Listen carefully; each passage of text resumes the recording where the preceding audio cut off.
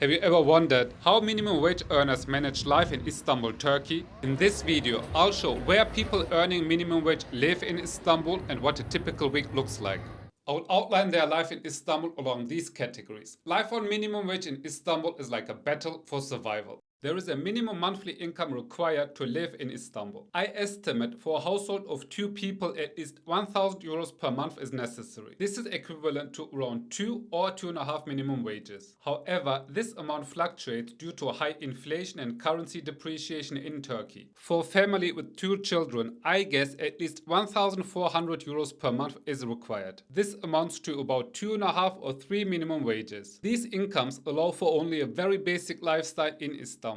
These income levels also determine who can actually sustain life in Istanbul on minimum wage. For individuals, it's mostly students, young adults, or middle-aged people living with their families or in shared apartments. The high cost of living in Istanbul makes it nearly impossible for individuals to afford their own apartment. For families, both husband and wife must work. Let's assume both earn minimum wage. Then additional income is required from tips, a second job, or paid overtime. Teenagers in the household often work part-time to cover their own expenses. Regarding salary, the current minimum wage is around 570 euros. It is typically adjusted once per year. However, with inflation in Turkey, purchasing power shrinks throughout the year. Most employers provide either free meals or a meal allowance. Public transportation costs are also often covered. Jobs with minimum wage can be found in supermarkets, retail shops, restaurants, cafes, hotels, and many other sectors. Now, let's look at where minimum wage earners live in Istanbul. These green marked districts along the Bosphorus are the most beautiful and desirable areas in Istanbul, but they're out of reach for low-income households. These red highlighted districts have the lowest rents in Istanbul. Here, minimum wage households can rent relatively new apartments. In these light red highlighted districts, there are many neighborhoods with affordable apartments, but